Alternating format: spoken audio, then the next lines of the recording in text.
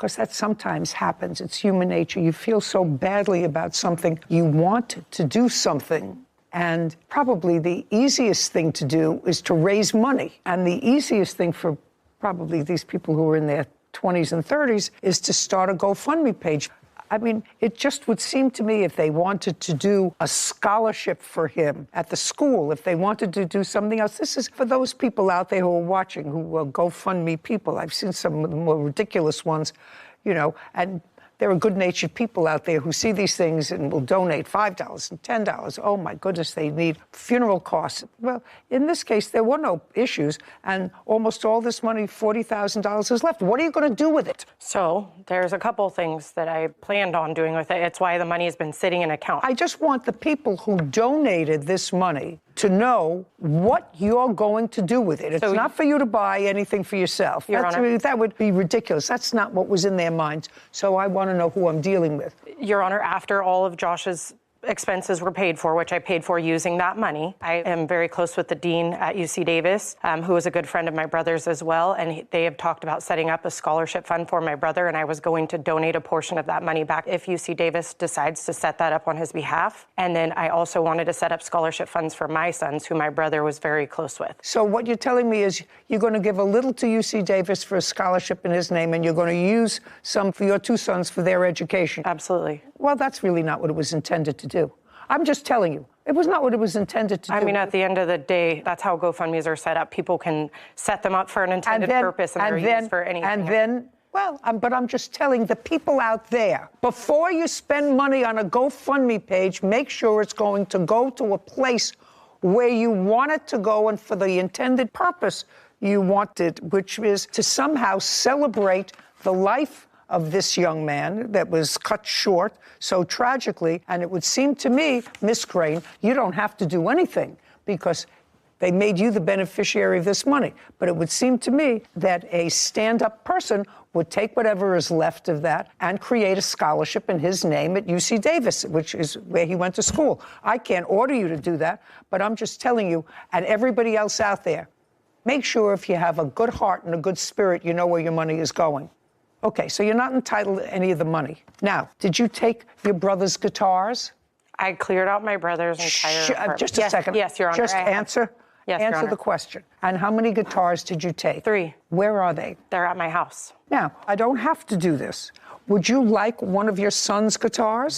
Yes, very Would you much like so. one of your son's guitars? Do you have any of your son's guitars? None. Your Honor, my mom has a long history of substance abuse. She's bought gifts for me in the past, and she's pawned them off. And I would like to keep them in my family, so that's where they stay. So that's why I have possession of them, because I don't want them going to a pawn shop. I was told I could visit one of my son's guitars at her home. Just a second, do you play guitar? No. I just want it because it's my son's, and Well, I bought 3 of his guitars for him. None of these guitars were purchased by her. They're very expensive guitars. My brother purchased I can't every order one her of to these do guitars. anything. I'm just asking her whether she would give you one of the guitars. And she said no. The next thing we have here is a vehicle. Now, tell me about the vehicle. So Josh didn't have a lot. He was a 4th-year medical student. He has a truck, a Toyota, a 2019 Toyota Tacoma, that he still owes about $14,000 on. I have that here, $13,841.76 on.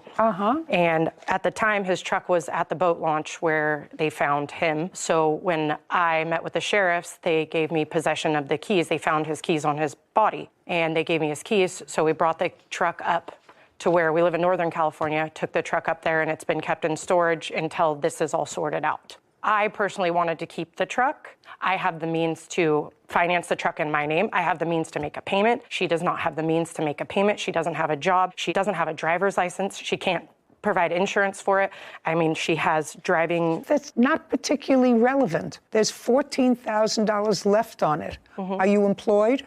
I was until Just this to say, started. the answer is either yes or no. Are you employed? No. All right, how are you going to pay the note on a $14,000 truck? I plan on returning to work. This incident has taken my job, believe it or not. Actually, I don't believe it. Your Honor, I work 3 Just jobs. Just a second. Actually, I don't believe it. Okay. So the answer is, if you can't afford to make can. the payments on this truck, and the only thing that's going to happen is it's going to be repossessed by the bank. Have you been making payments on the truck? I have not made a payment. Who is the finance company?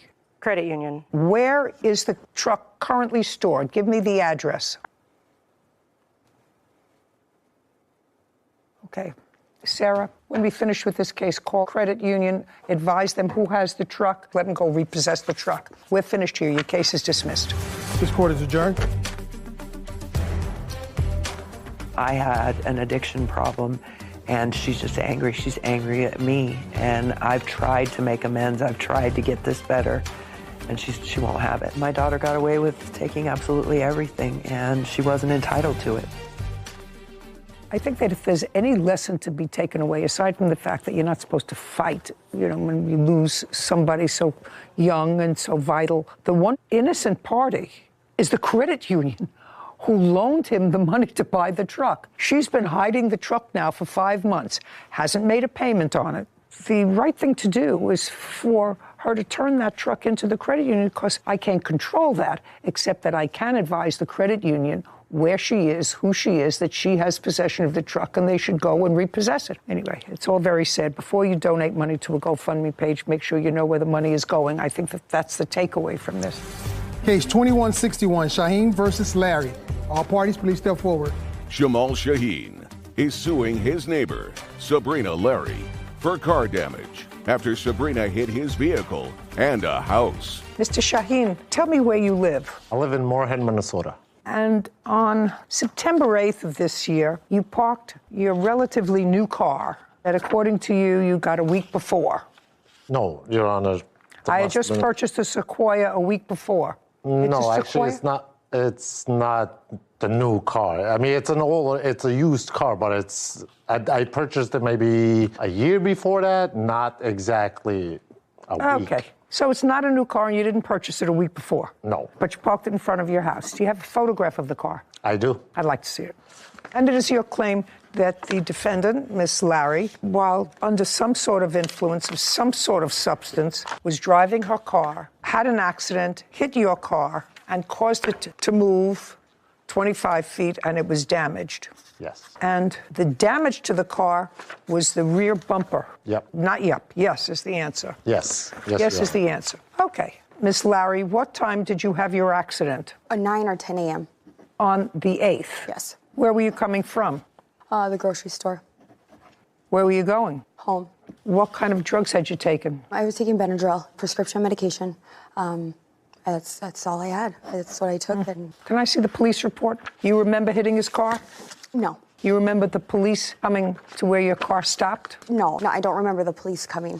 Well, did the police come? They did, yes. And you don't remember that? I don't remember that. Were you taken to a hospital? I was. You have the discharge notes from the hospital? I do. I'd like to see it. What kind of narcotics were found inside the vehicle? It's alleged that it was a... No, it's not alleged. This is a police report. I'm asking you. What kind of narcotics were found in your car? They said that they found a round blue pill that had an M30 on it. That's what it stated. Sarah, do me a favor. Sure. Look up under illegal drugs, M30.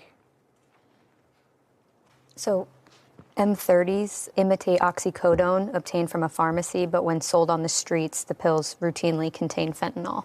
Look up this name, Percocet. Mm-hmm. You smoke Percocet? How do you smoke Percocet? That's the only thing you remembered. You didn't remember the accident. Patient remembers smoking Percocet pill just prior to allegedly passing out and crashing her vehicle. That's what they say from your doctor. Yeah, that's what they're saying. Well, that's what I'm saying. The history is provided by the patient. The history is limited by condition of the patient. History is limited because the patient does not remember the actual automobile accident. Remembers smoking Percocet pill just prior to allegedly passing out and crashing her vehicle. You think the doctor made that up? And they just so happened to have found this blue pill in your console in your car? That's what they are saying. Okay. You actually know you could have killed yourself. Yeah. Okay. And you don't remember anything about it because that's what you told them. You don't remember anything about anything after you smoked the little blue pill, which is what they said. So your car was moved. That's the damage to your car. Yeah. So can I see the estimate for the damage, please? I think You gave it to me? Yeah. Okay, great. Have you had the car fixed? Just a back tail light that I had to put it on. I was trying to fix it, but don't have any money to do it. Sarah, look up, please, would you? I'm looking.